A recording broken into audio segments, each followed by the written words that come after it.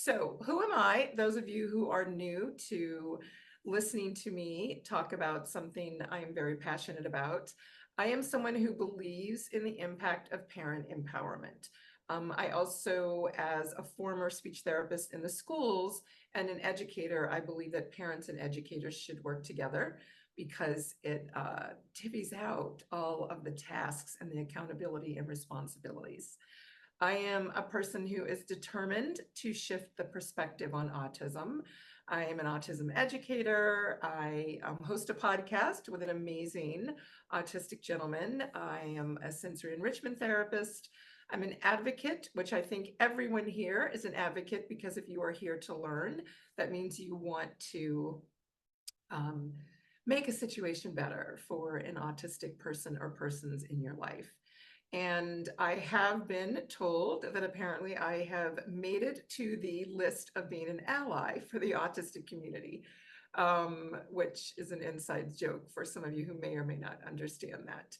I am also someone who appreciates autism, and that is something that is sometimes taken in a not so good way, but it is who I am, and everybody has a right to appreciate what they want and what they appreciate, right?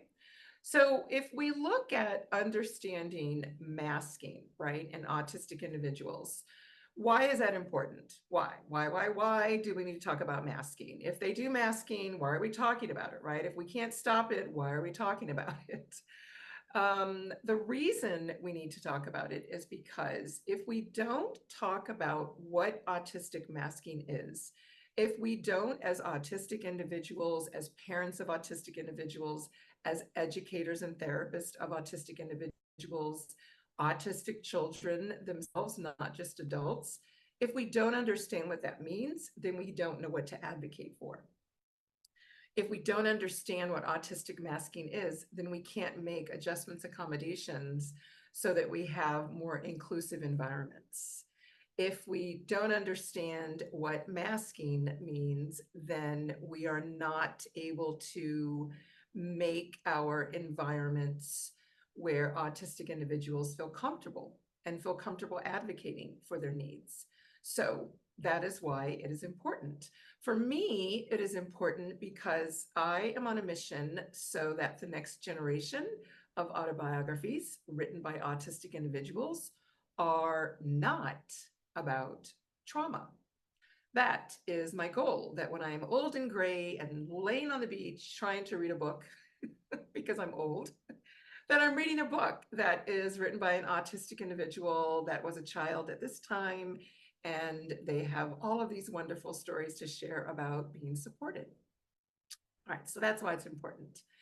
Now, a lot of people say everyone masks. Why is it different for autistic individuals? Why do we have to talk about masking when it comes to autistic individuals? Everybody masks, right? Everybody has to do something or code switch or be someone else. When we go to work, when we go to an interview for a job, when we go to family events, when we meet with our in-laws, right? So thinking in terms of masking, for folks who are not autistic, yes, we all kind of have to put on a certain mask, for lack of a better term, when we are in a job interview, right? We code switch our communication and our language when we are talking to family or partners or children or friends, we make adjustments. However, for those of us that are not autistic, which is myself, those adjustments are made within my own control, within my own comfort zone. And they're made with me having the ease of not having to process a lot of sensory information. I understand the idiosyncrasies and the body languages, and I understand non-autistic communication that is very abstract, right? Very abstract. So I am able to make that adjustment and mask and sort of code switch in different environments, as are others, without having the worry or the anxiety around sensory overload or sensory shutdown or loss of communication ability. which means I don't have access to my words, right? So I don't have to worry about that as a non-autistic person, code switching or masking. However, for an autistic individual, having to mask is, some people think of it as trying to fit in, and it's really not so much of trying to fit in always. It's really just trying to survive, like literally trying to survive in an environment that's not working for you, that doesn't understand you, that is not accepting of you. And so it's a lot of energy to put into masking, and it's a lot. So we're going to talk about that and how it's a lot and what we can do to be helpful. How does this impact autistic individuals? Well, there's a lot of ways masking impacts autistic individuals. And we will talk about, children, we'll talk about teens and adults. It's kind of all encompassed, but there are different scenarios that I will discuss that will demonstrate what it looks like for kiddos and what it looks like for adults. All right, and I do not know okay, here we go. Sorry, learning something new. I'm just going to keep my cue where it is. I like this Canva motion thing. All right, so Karen Rose, one of my favorite autistic individuals, he defines masking, and I should have brought my book up into the office, but he wrote a book with Amy Pearson that is phenomenal. It's not necessarily a read for leisure book. It was meant for classes, lots of research notations, but if you're into that, it's very, very beneficial. But he defines masking as the conscious or unconscious suppression or projection of aspects of self-identity and your self-concept, and the use of non-native cognitive or social strategies, right? So all of that is like, okay, what does that really mean, right? I understand, but I don't understand. So the key words that stand out for me in this definition is suppression, right? So that means that you're suppressing who you really are. When I go to a job interview, I'm not necessarily suppressing who I am. I am just using mannerisms and words that I may not use with my friends at home. I'm not suppressing who I am. When someone has to project being someone else, right? That takes a lot of work, and sometimes that's necessary, but it's exhausting for non-autistic. So imagine if you are an autistic individual and you have to project aspects of yourself and project aspects of your identity so that other people feel comfortable. My favorite part is this use of non-native cognitive or social strategies, right?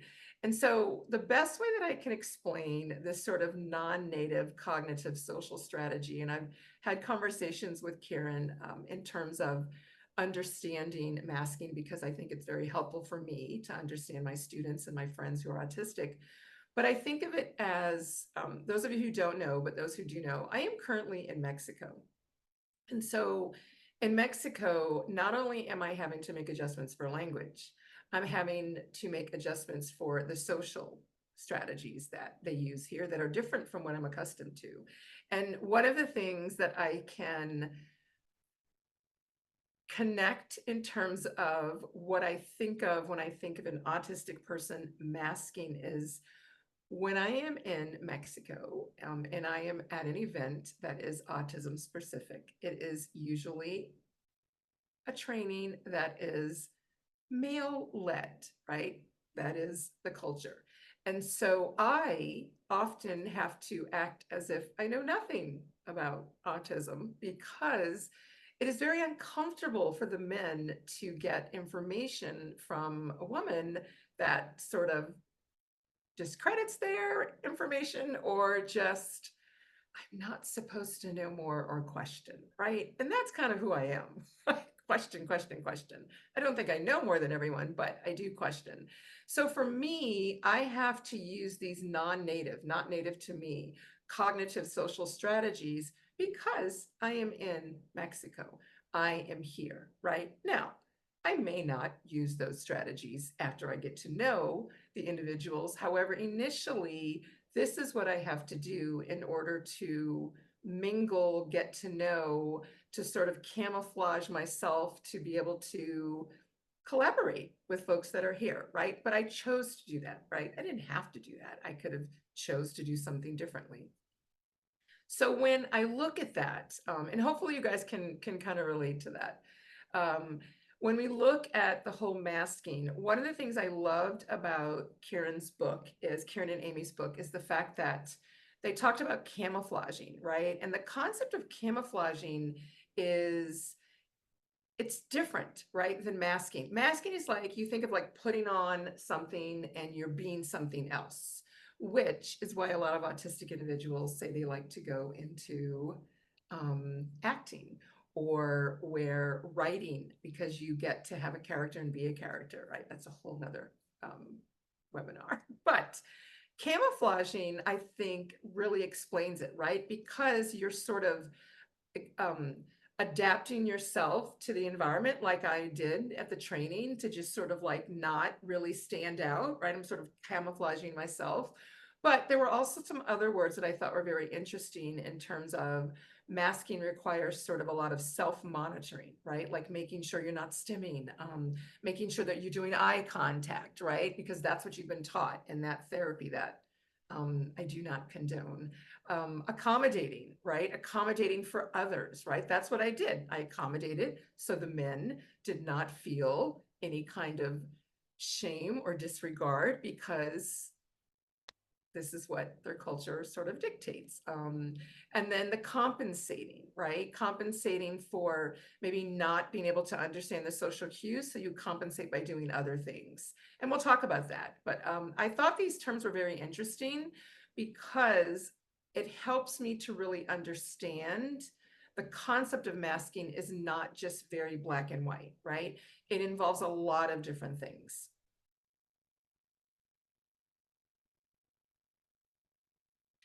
I also love this quote, and you will see that I will have a lot of quotes from autistic individuals in this, because I think it's important to hear voices. I feel very, very fortunate that I am able to communicate, collaborate, and meet so many autistic individuals and learn from them, because 20 years ago when I started this journey, that was not accessible. So it's great to hear from autistic individuals, and I'm sort of like the mediator, right? Like sort of breaking it down to help us understand how we as non-autistics can support our kiddos, teens, and adults, right? So he talks about masking as effectively holding your breath, the regulation you need, the stimming, right? You need it to occur, and it doesn't, because you can't, because you have to mask. And eventually you either have to breathe or you pass out.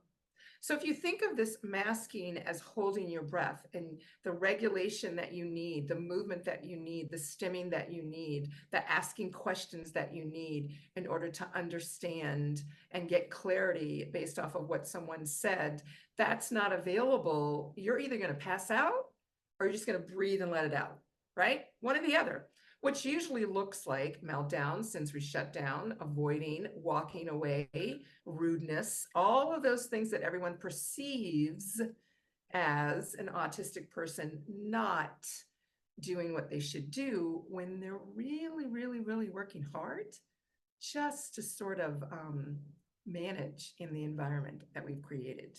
So keep thinking of that, right? The autistic person's working hard to adapt and adjust for the rest of us, right? And what is the sort of result of that, right? If you look at the impact of having to mask, what happens because of that? We know it's necessary because in order to go through a school day, masking is required. Schools are by nature not designed for autistic individuals. That's not necessarily the fault of a school per se. They were designed for a certain type of learning style, but it doesn't really work for all students. So thinking in terms of autistic individuals having to mask all day at school, or mask all day with relatives, or mask all day at job, on the job site, or mask all day with friends, right? Associates or relatives, friends of their parents. It's a lot to do all the time. So what do we get? Anxiety. What do we get? Depression. What do we get? Burnout. That's what we get. That's what we get. And what we see is this is what the autistic individual gets: the anxiety, the depression that leads to burnout. What we see, teachers, educators, parents, spouses of autistic individuals, we see meltdown, we see non-compliance, we see refusal to do a task, we see yelling, we see meltdown, we see sensory seeking, we see lots of outburst. That's what we see. And who do we blame? The autistic individual, without considering how much work they're putting in to navigating their day. And I want to pause and sort of tell a little bit of not so much a story, but explain the scenario, because I really, really, really want everyone to understand the difference in the treatment of autistic individuals compared to other disabilities. And I've said this before, I've been doing this a very long time. I've been in several IEP meetings over the past 35 years. I've worked with several disabilities, learning differences, rare syndromes. And I have to say that autistic children, parents of autistic children, autistic adults are treated significantly different than other disabled individuals. And that is simply because no one can see the neurodivergence. They can't see the masking. They can't see the burnout. They can't see the anxiety. They can't see the depression.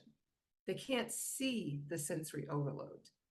What they see is meltdown, shutdown, isolation, depression, right? We see all of that. And then we get upset and frustrated because we don't know what to do. Well, I want to avoid that. So we're here to learn and understand, how can we decrease the impact on autistic individuals, right? We know that there is going to be some masking required. There's certain situations where masking is going to be required. If you are a Black male in the United States of America, you have to mask even if you're not autistic. If you're an autistic Black male in the United States of America, you darn skippy have to mask. If you are a female, if you identify as female, you are inadvertently masking just because of the way society has things designed. And then there's the extra layer of masking because no one's looking at females and seeing autism. They're seeing other things. So masking is required. Doesn't mean it's good for the person, but it's required. So masking is also required in the job. Why can't I figure out what word to say? In the workplace. I've worked from home for so long, I don't know what to call it anymore. In the workplace, there's a lot of masking required, especially if someone doesn't divulge their identity as an autistic individual, or if they just work with coworkers who are just not accepting, right?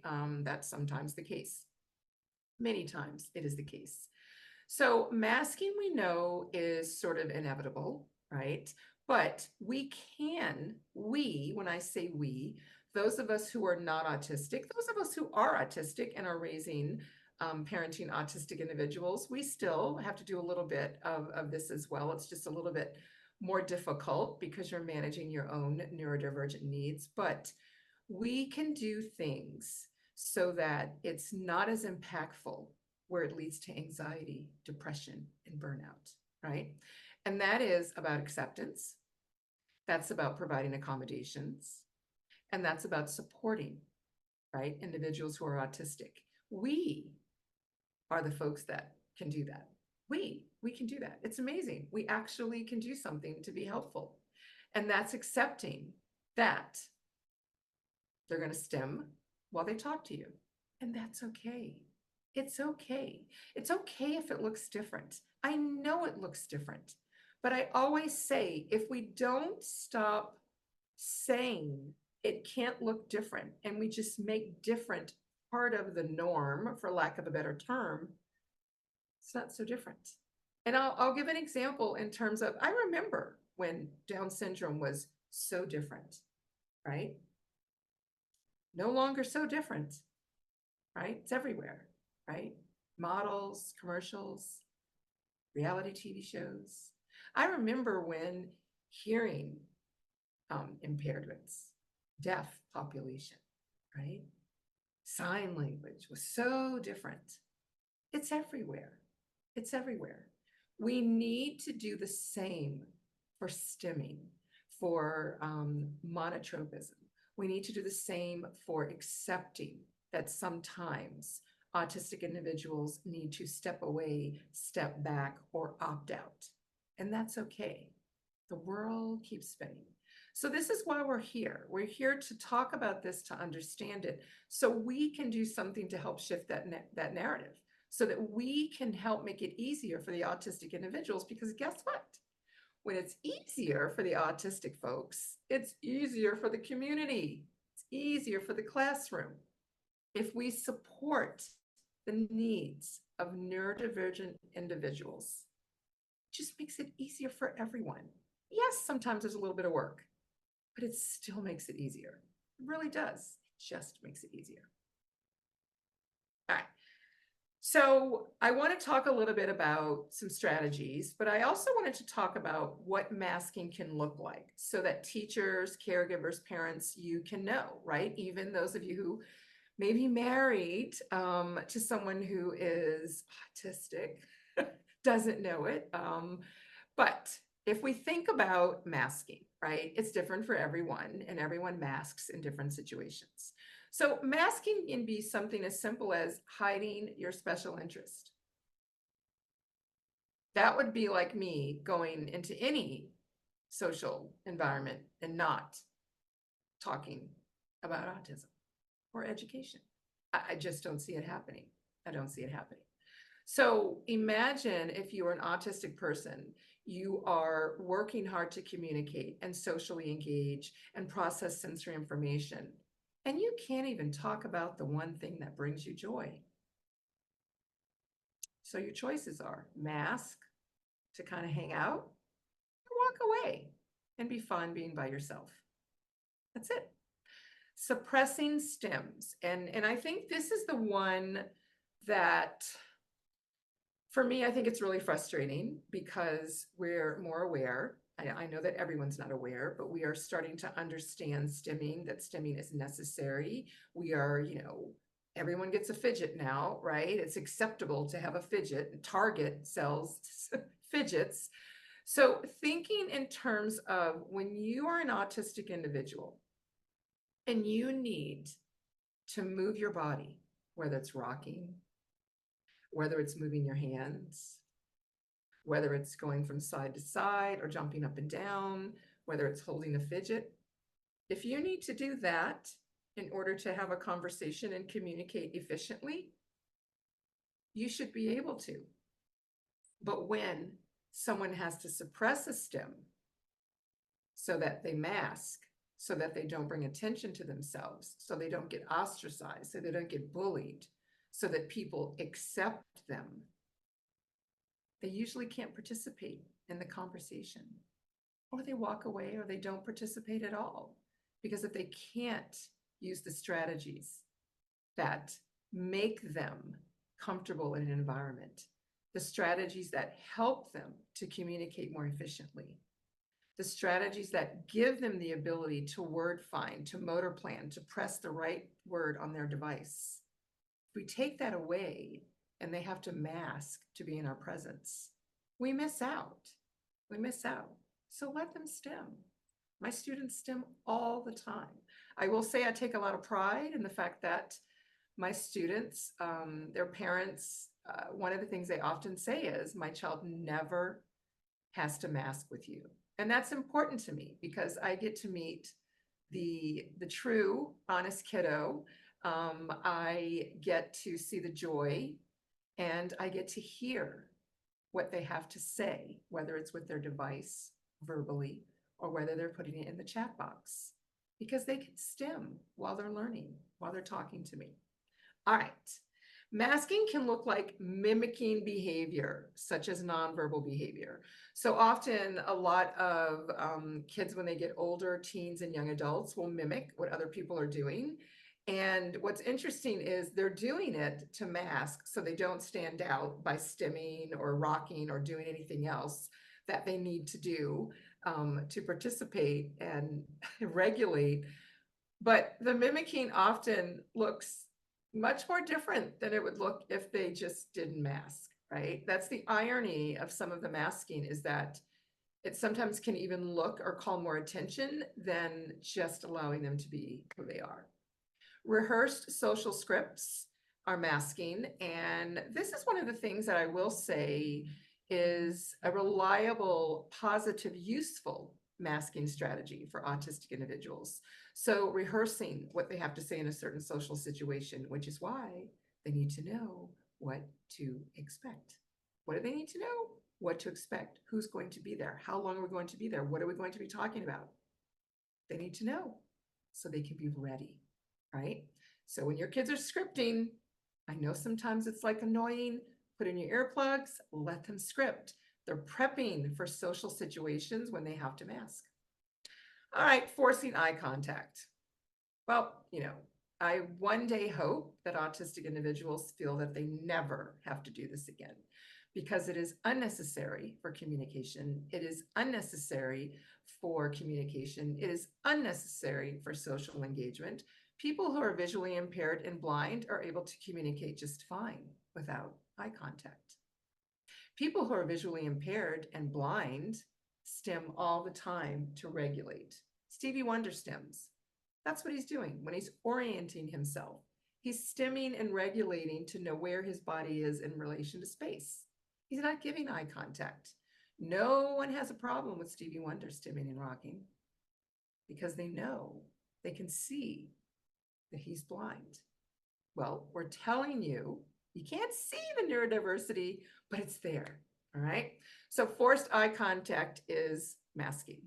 Forced, not natural, but forced. Intense internal self-monitoring, right? And that's a lot of times you'll see where teens are not able to participate with their peers because they're so busy self-monitoring to make sure they don't do anything that looks different. They're just not even able to participate. Taking the persona of another person. A lot of times younger kids will take the persona of a character. They will take the persona of someone they've met because it's easier to be something else that you can prep for, that you can script for, that you've seen the visual and the audio for. It's easier to do that mask, right? But when they mask, guess what? We miss out on who they are. Yes, sometimes they're annoying, but so are we.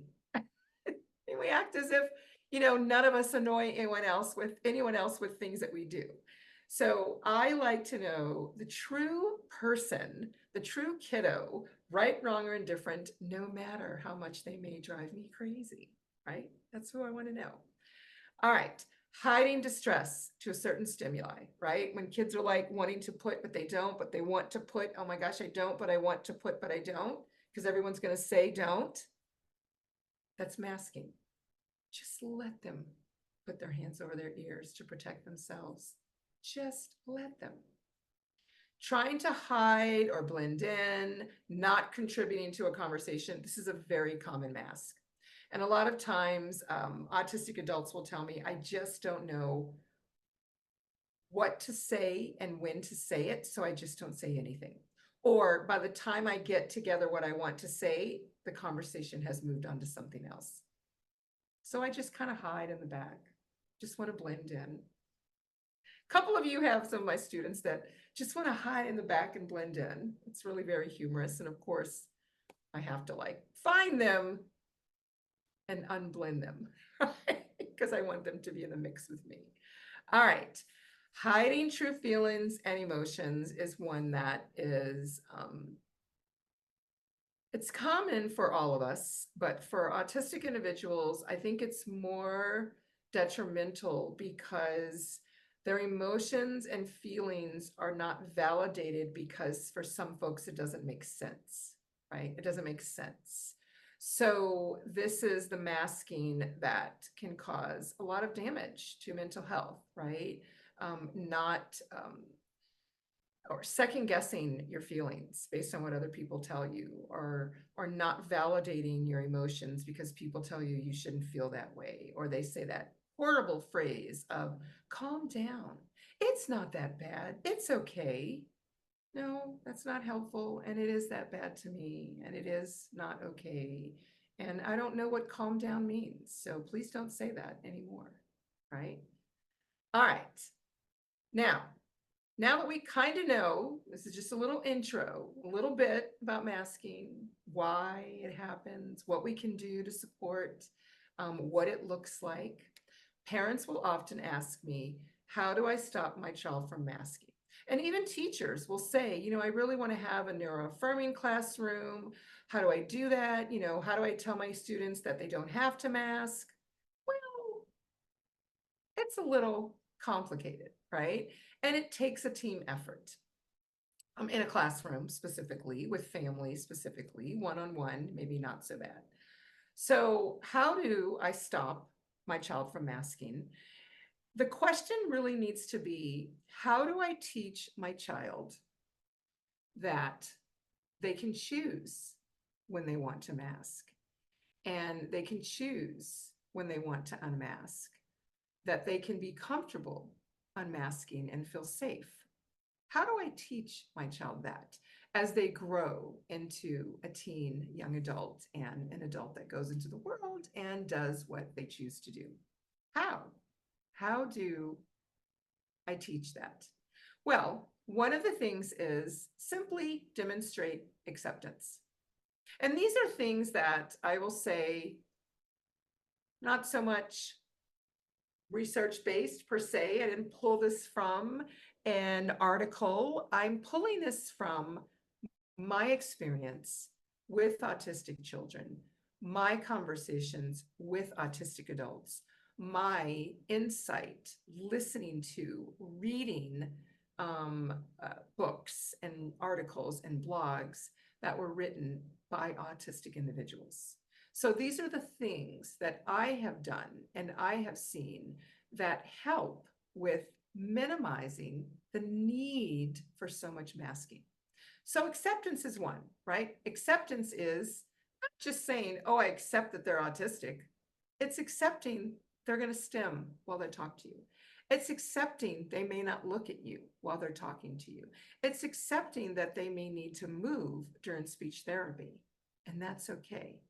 It's accepting that sometimes they will give you something they want to share about their weekend, and they're not the least bit interested in your weekend.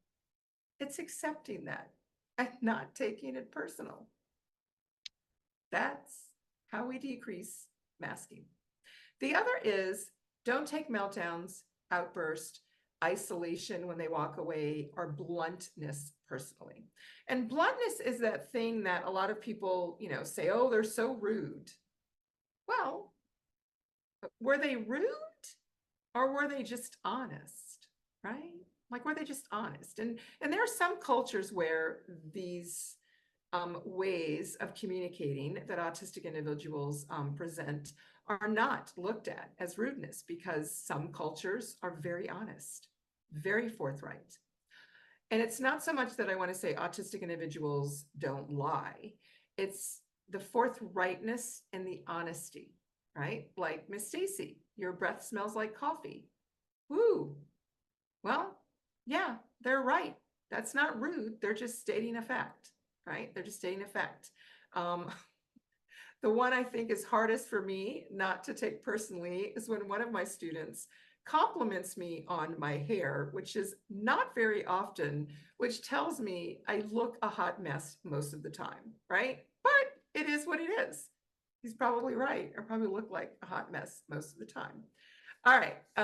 So don't take it personal. It's really not personal. It's just honesty. Kids are honest. When they're little, they're very honest until we tell them, you can't say that lady is fat. You can't say that this person smells, right? Sometimes people smell. Sometimes old people smell. They do smell. If a child says they smell, if an autistic person says they smell, they're saying that with a sense of just forthrightness, right? We just got to work through that. We just got to let it go and not take it personally. And we have to teach others, right? That it's not personal. Preparing a simple script. Now, this is something that parents, caregivers, and teachers and therapists can help our young autistic kids with, right? In terms of, and teens as well. So a lot of times I help my clients with preparing for a scenario, right? Whether it's a first date, whether it is a job interview, whether it is asking their parent for something or advocating for something with their parent, right? We prepare a script so that they don't have to sort of mask and they're able to regulate while they are communicating what needs to be communicated.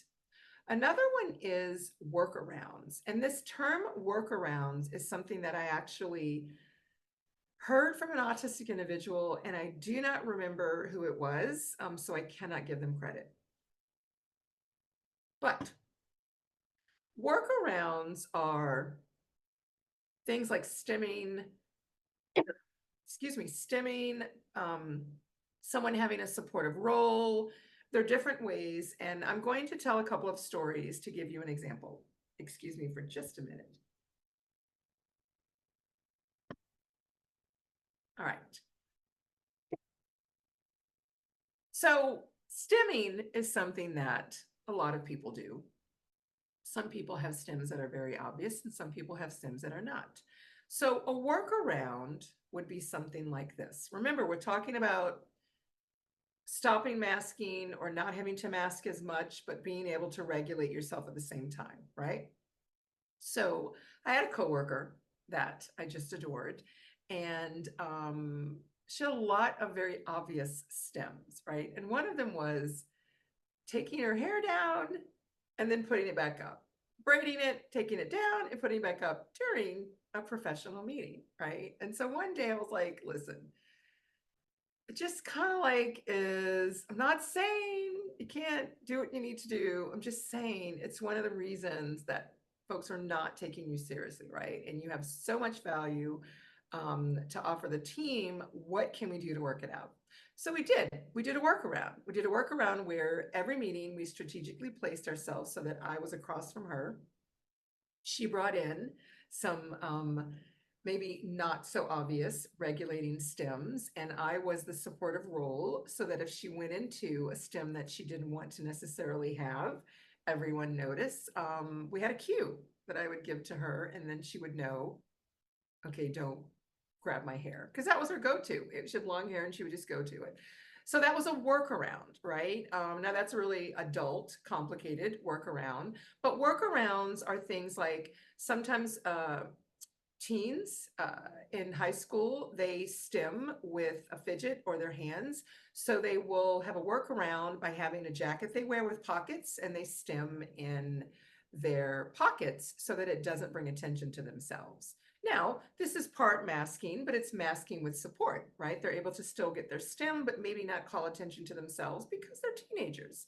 Everybody as a teenager wants to sort of not bring a lot of attention to themselves, or you're the teenager that wants to bring all the attention to yourselves. But you guys get the gist of what the workaround can look like.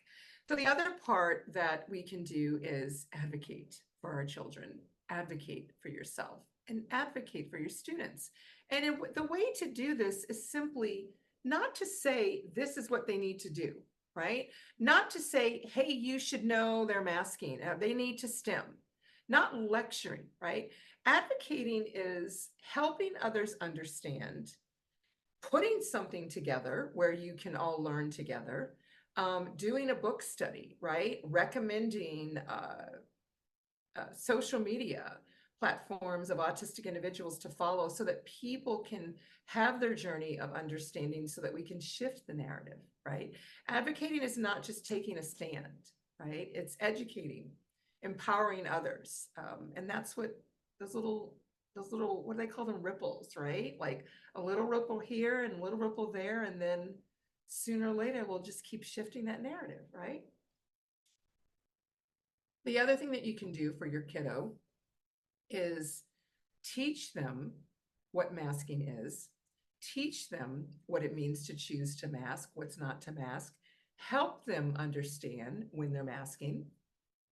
A lot of undiagnosed autistic individuals as adults get a diagnosis and they're like, oh my gosh, I've been masking my whole life. I don't even know who I am, right?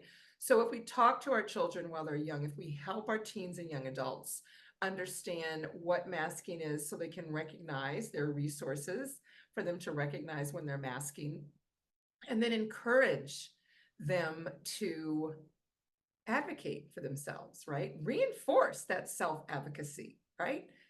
Let them take a stand. Let them say, hey, I need to stim. If it bothers you, walk away. That's okay, right? There's a way to do it, but reinforce that. You know, a lot of times when our kids self-advocate, like they stim or they say move or they go to another space because they can't take whatever it is that's a sensory overload, that's self-advocacy. And then what do? Don't do that. Aunt Mary doesn't like when you do that. The other children are going to. Now we've just not reinforced self-advocacy. But then we have a goal for self-advocacy.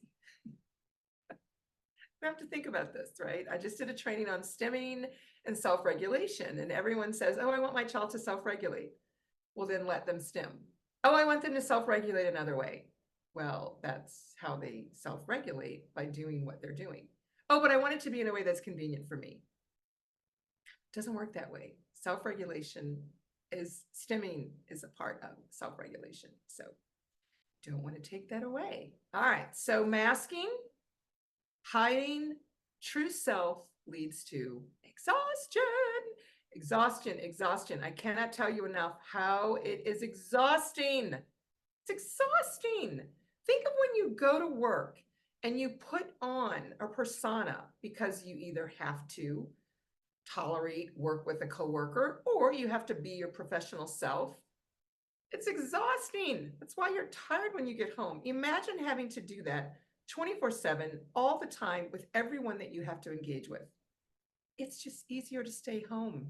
It's easier to not go to school. It's easier to just stay in my room and sit on the internet because it's exhausting.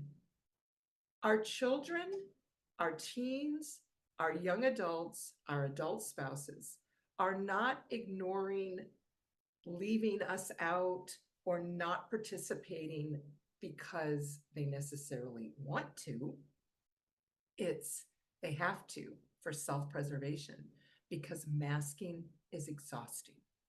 So we have to shift our understanding, our perspective, our responses, our actions, our communication. We have to shift. All right, so I'm going to take a pause. I know we're running. I didn't really put a time frame on this, but I try to do an hour. And I'm just going to go a little bit into monotropism. So I'm just going to give you guys a chance to breathe for a little bit. And I'm going to take a sip to hydrate.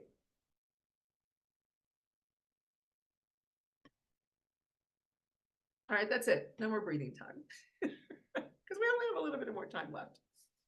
All right.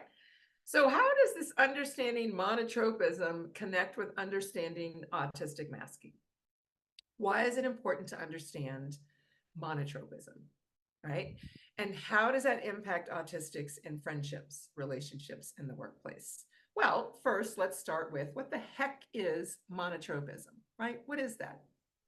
Well, lots of people have given an explanation. I feel that Autistic Realms does a phenomenal job of wording things. And so I have this quote that I'm going to read directly. Monotropism. Autistic people are more likely to be monotropic. This means more energy and resources are focused on fewer interests, tasks, sensory input at any one time compared to non-autistic polytropic people, right? So monotropic people often have deep attention tunnels, right? Engaging in their special interest. It creates a flow state. This can be a positive experience. it can be relaxing, and it can be recharging. So we have to embrace monotropism. It leads to exciting new possibilities and potential. And we'll talk about that, right? And this term monotropism, the reason I want to talk about it is because part of helping and supporting autistic individuals so they don't have to mask is allowing them to indulge in their topic of interest, right? And I have a lot to say about that. I have a lot to say about that. But it's important to understand this monotropism thing because it is how we can shift our perspective in understanding why we need to accept that this is what the autistic individual needs to do simply because of the way their brain processes information. So monotropism impacts friendships, right? Parents are always worried. Oh my gosh, my child only wants to talk about, what was it? I have a parent, I think it was, oh my gosh, I'll go with one of my students who was HGTV. HGTV. He's never going to make friends. None of the other fifth graders want to talk about HGTV. Well, who do I make friends with? I make friends with people who have interests that I have. I don't hang around a lot of people who like things that I'm not interested in because I don't have anything to build a friendship on. So friendships are not built at age 5, 10, 12. We meet friends. Sometimes we maintain them. Sometimes we move on. Sometimes we don't get a good friend until later. So don't worry, don't panic, right? We should all be able to have our interest and indulge in our interest. But it does impact friendships, right? And it's okay. It's okay. It impacts relationships, right? When maybe your spouse knows that you're autistic and they accept and love you, but your monotropism, your inability to stop a task and transition to another because you're in the flow can be frustrating, right? For the other person that maybe you're parenting other autistic kids with, right? These are the scenarios that I hear often. It can also be a problem in the workplace if coworkers don't understand, if the autistic individual does not feel comfortable advocating, it causes a lot of problems, right? In terms of, and I will just use my friend because she is a wonderful, amazing person. She's a little different and a little quirky, and maybe that's why she's such a good friend of mine because I appreciate that. But it caused issues with coworkers not respecting her, even though her wealth of knowledge, her experience, and the way she taught autistic students and came up with strategies was amazing, right? I would want to be in a classroom with her any day with any student. But her sort of monotropic thinking was disruptive for building some work relationships, which is unfortunate because adults should be more mature. All right, so I'm just going to now show you some slides that I've pulled from Autistic Voices because I think that's important. And this is a new platform that I have come across, Monotropic Musings. And school is a scenario that is typically one of the most traumatizing environments for autistic individuals, right? Just because of the dynamics of school. It's not necessarily, oh my gosh, you know, school itself, it's the dynamics of the system is not designed for autistic students. So this person states that school is inherently polytropic, right? Environment. It's polytropic. Lots of stuff going on with endless transitions. Oh my gosh, this new thing about elementary school where the kids go from a different class for reading and they're constantly transitioning from one desk to classroom to another. It's a nightmare for autistic students. It's a nightmare. Oh my gosh, it's so much transitioning. That little monotropic mind is like, whoa. That's why they're struggling. Changes of environment, right? Transitions and changes of environment within the school system. It is a system that cannot support a monotropic mind, which needs time to look or to hook into the topic, right? Get into that flow. Lessons need to be based on interest and opportunities need to be created to deep dive. I will give you quick examples. Hook into the topic, right? This is, they need to get into the flow, they need to process and connect it, right? When you start talking and teaching something and they can't connect it to something, boop, you've lost that autistic student, right? They need to be able to hook into it. We have to give them time to process. Lessons based on interest. I have a student, I homeschool, every lesson, I know exactly what topics I want to teach, skill set we want to work on, but I have to wait until I know what their topic of interest is on that particular day. I have to wait until they draw it out so that I have a clear idea. And then I go in and base my lessons on their interest. Yes, that means I have to think off the cuff, but I know the student, it gets a little bit easier. However, I do have to think very quickly. I did an entire lesson on rats. We did word problems, we did paragraph writing, and we did double-digit multiplication on rats because that was their interest on that particular day. And if I would have tried to get them away from that interest, the monotropic mind, boop, not happening, not happening, not happening. If I did, meltdown, shutdown, no lesson. Opportunities to dive deep. This is one that I think is not talked about enough, and I'm not sure what can be done unless lots of flexibility is within the classroom setting, as in homeschool. So within the constraints of the way schools are designed, it's hard for kids that are autistic to dive deep into something. I had a student who would get really frustrated because they would read a story Monday, Tuesday, Wednesday, Thursday, Friday. He's like, why? We're reading the same story. We've already read it. We're done. I want to learn how to make a magnet, right? The story was about something. It sparked their interest in magnets. They needed to dive deep into it. Not an opportunity in the classroom. And I know we're going a little bit over time. I apologize, which I know I started 5 minutes, so hopefully you guys can hang in there. This is another perfect example to introduce everyone to monotropism. It is a hyper-focus attention channel. And this is where I see monotropism as a benefit to being autistic, right? Because I have a parent that is a neurosurgeon, can do neurosurgery for 8 to 11 hours. And do you know why? Because of his monotropism. He's autistic. He can do that. Hyper-focus his attention on something that tedious for that long. I can't do that. I'm all over the place, right? I'd have to have a conversation. I can't do that. That's one of the benefits. So this is where, if we go with the flow of the monotropism, we will find what their interest can lead to, right? But if we keep trying to sidetrack it, it's just a battle. It's a battle you're not going to win. It just doesn't work. It just, because they come back to close the loop, right? Just like she says here. So routines help to regulate the sensory system, right? Monotropism, positive flow state supports good mental health.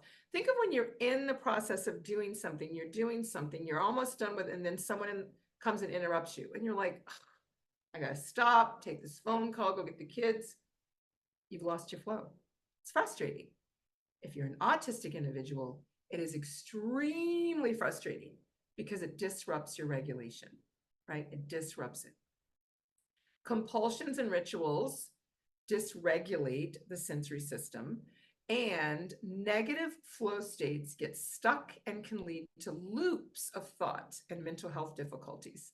I will give a really good example of this. I have a kiddo that's been homeschooled with me for 7 years.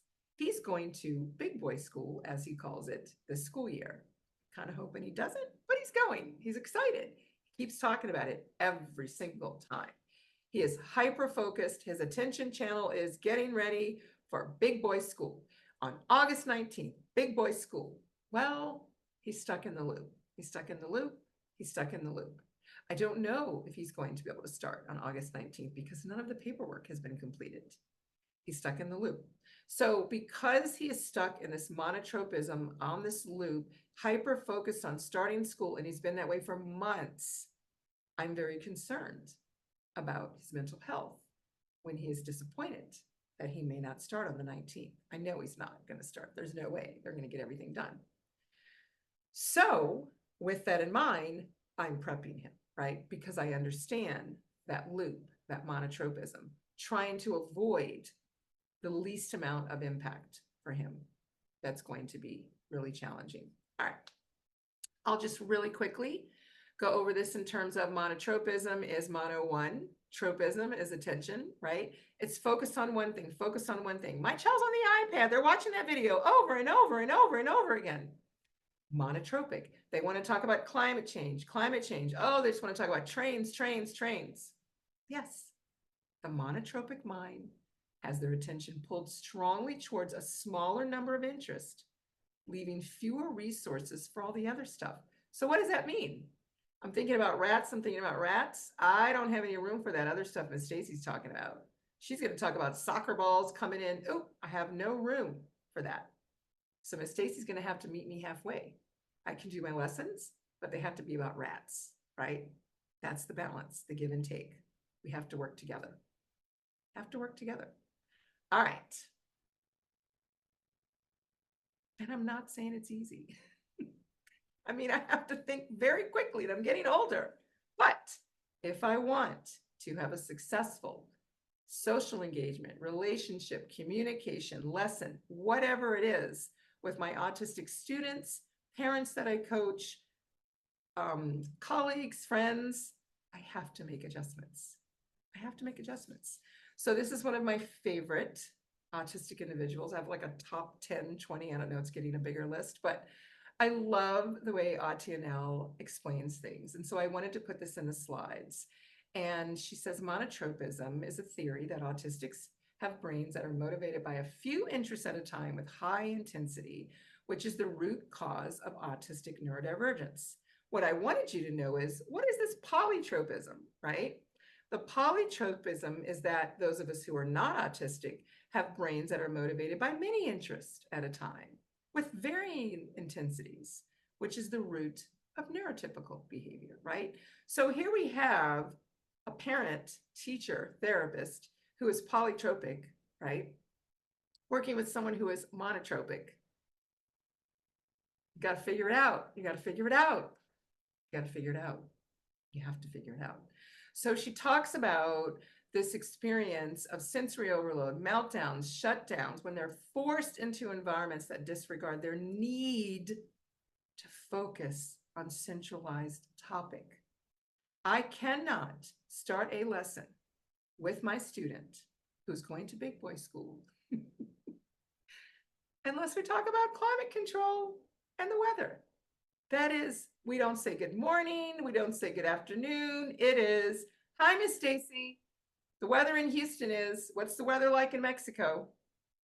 That is where his brain is focused. I go with it, and then we move on to the lesson. I don't try to talk about something else. We're not going anywhere with that. We're just not. We're not. Just as if someone tried to talk about football with me. I'm walking away. I'm not interested, nor do I have anything to reference. I just don't. But of course, when I do that, it's not looked upon as being rude because I am not autistic. An autistic person, it's looked at as rude, right? Adjust, talk about what everyone else wants to talk about. Well, who wants to do that?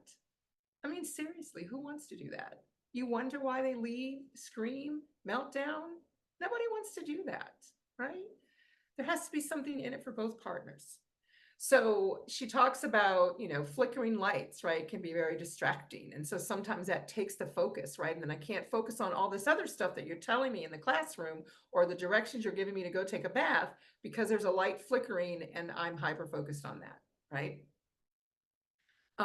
The other part that's so great in terms of that hyper-focus is the flip side of detailed of interest, being able to complete something that they've started if we don't interrupt them. Right? So she says it's important to note that monotropic exists on a spectrum. There is no singular monotropic experience for all autistics. So just keep that in mind. Just because one person is monotropic and wants to talk about climate control doesn't mean someone else needs to talk about it. It may just need to be something they reference to, right? Because it's where they are. It's what they can pull from. I can talk about autism no matter where I am. I have it all here. I can't talk about football If somebody offered me $1 million that I could use to provide free services for families, I am highly motivated. $1 million. I can't get it. I don't have any, I don't know what, I have nothing. So I won't get $1 million. Doesn't matter what treat reinforcement someone's holding over my head. I can't do it. So monotropism, what should we do? Go with the flow. Talk about climate. Talk about trains. Teach using rats. That doesn't mean you can't have the autistic child, spouse, whomever, talk about something different that you're interested in. But if we don't meet halfway, what's the point?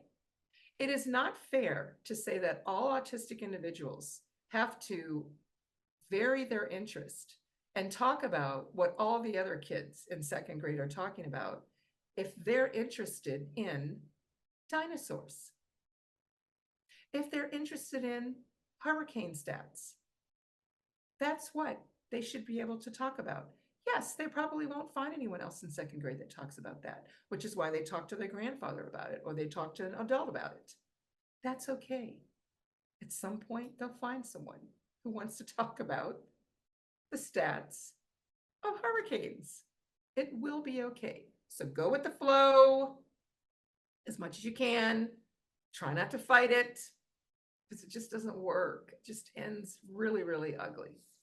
All right. Thank you all so much. Those of you who hung in there, those of you who joined me, those of you who were flexible when I had to change the date. And, you know, I just want you to join me in shifting the narrative on everything autism. If you have your phone, scan this QR code. This is a free app that I have, and I use app loosely, but it is an app. You can ask me any questions. Please share with others. If you have any questions, I will look through the chats in a minute, but if you have any questions that you think about, please scan this QR code, send me those questions, and I'm happy to answer or direct you to a link that has the answer. This is a webinar that I have gifted to everyone because I really want everyone to know, and I really want to shift the narrative on everything autism. And I can't do it alone. We have to do it together. But I also just wanted to share, I am currently doing a documentary, and I'm super excited about it. And it's going to be autistic kiddos that are going to talk about what it means to be autistic and what supports they can benefit from, but they will be talking to their peers, because I think if we can shift the narrative with the younger generation, then it's just going to grow into this wonderful, wonderful, inclusive society. Now, I know I have high hopes, but just wanted to point that out. So if you would like to, I think I can copy this and put in the chat, but if you are interested in donating $5, $10 to the documentary, that would be fantastic. But thank you all so much. And I'm going to stop sharing and figure out if I can put the link in the chat. And I don't think that's it, but I'll see if I can find it another way. All right, so let me stop recording and look and see if there's any questions.